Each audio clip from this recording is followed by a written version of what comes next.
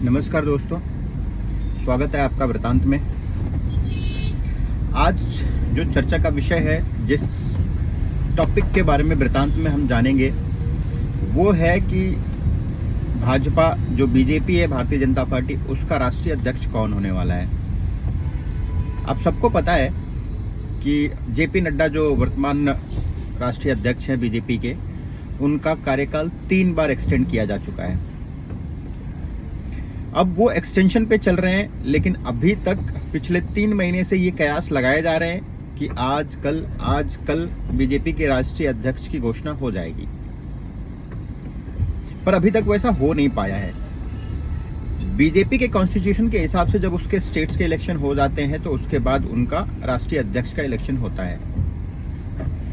आज तक कभी ऐसा नहीं हुआ है कि बीजेपी में राष्ट्रीय अध्यक्ष का चुनाव तो होता है, लेकिन उसके लिए कॉन्टेस्ट हो 2 लोगों के बीच में, ऐसा नहीं हुआ है। हमेशा से ऐसा होता है कि सर्वसम्मति से अध्यक्ष पाए जाते हैं, बना दिए जाते हैं, एंड वो चलते रहते हैं, उनका कार्यकाल पूरा करते हैं और फिर दूसरे राष्ट्रीय अध्यक्ष बनाए जाते हैं, जिसमें कि आरएसएस और जो भी वर्तमान बीजेपी का नेतृत्व रहता है उनका सहमति होता है। अभी के टाइम पे ऐसा क्या हुआ है कि इतना डिले हो रहा है, इतनी देरी हो रही है राष्ट्रीय अध्यक्ष घोषित करने में।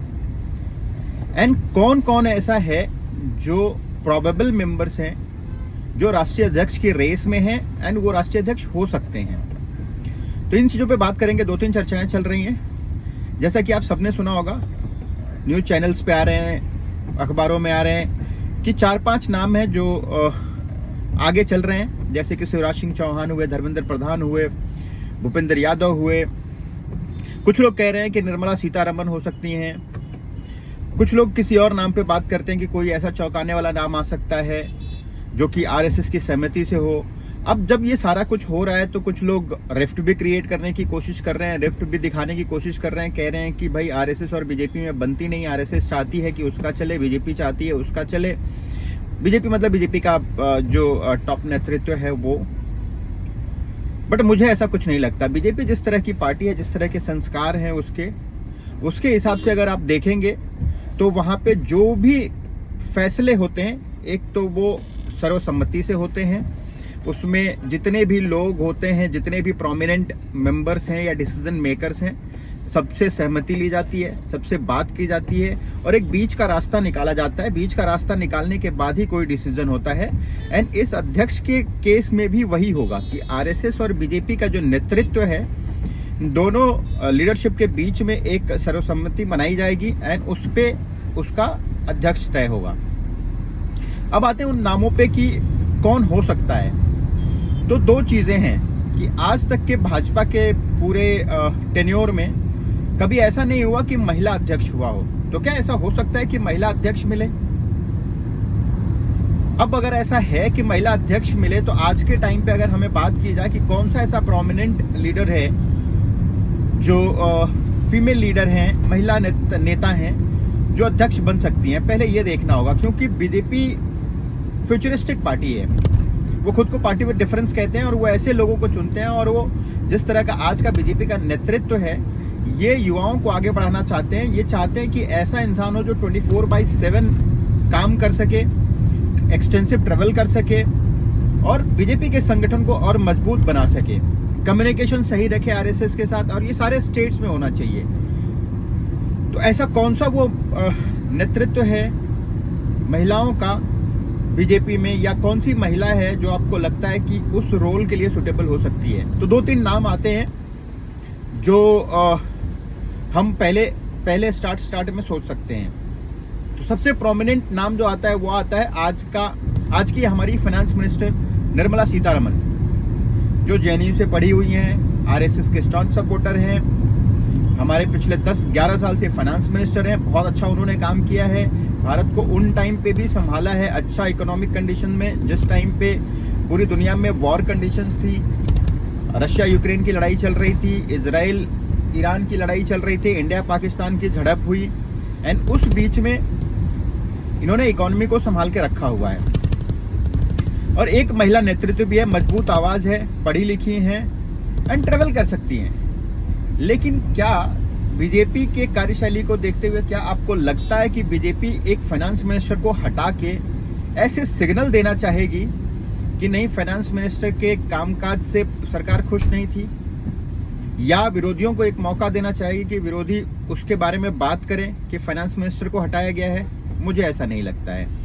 बीजेपी पार्टी या बीजेपी गवर्नमेंट कंटिन्यूटी में भरोसा करती है, एंड वो कंटिन्यूटी मुझे नहीं लगता है कि इस सरकार के दौरान तोड़ना चाहेगी, एटलीस्ट फाइनेंस मिनिस्टर के लेवल पे, तो वो रूल आउट हो जाती है।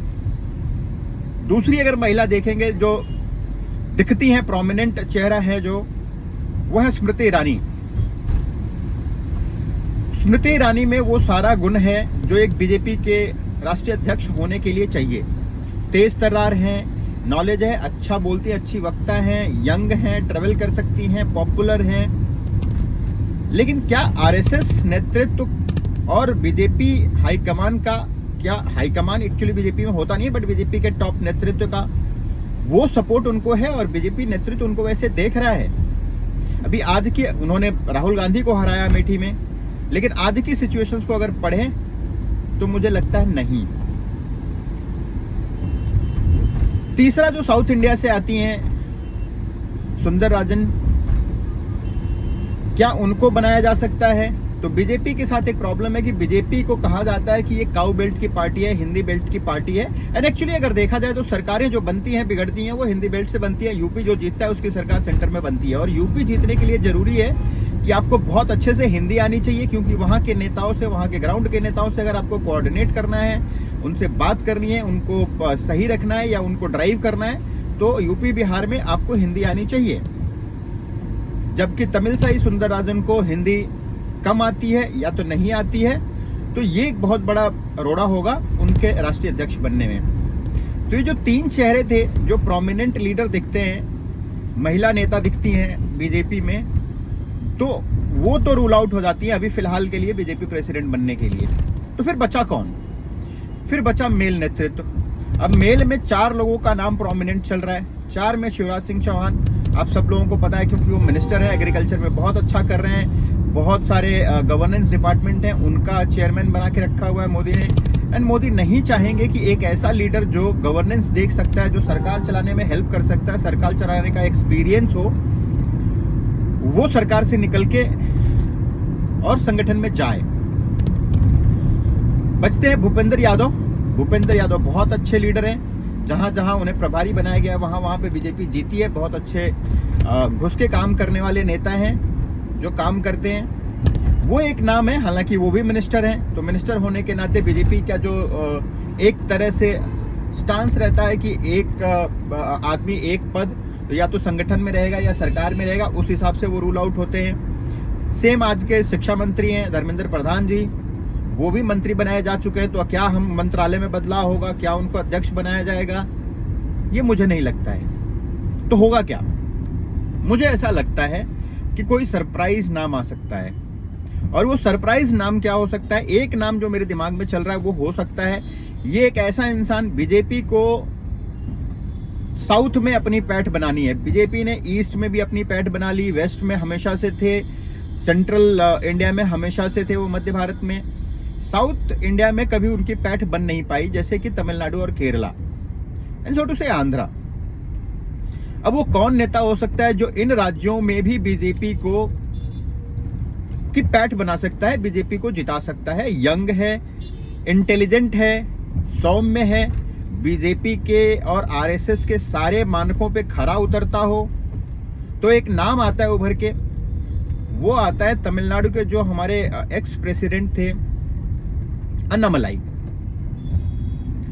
अन्नामलाई एक ऐसे नेता हैं जो रिसेंटली आईपीएस छोड़ के बीजेपी में ज्वाइन किए 2018-2019 में। उसके बाद उनको तमिलनाडु बीजेपी का प्रेसिडेंट बनाया गया। तमिलनाडु बीजेपी में रहते हुए उन्होंने यात्रा करी। यात्रा करने के बाद बीजेपी को अपने खुद के दम पे डबल डिजिट नंबर में लेके आए, डबल डिजिट % में वोट मिला।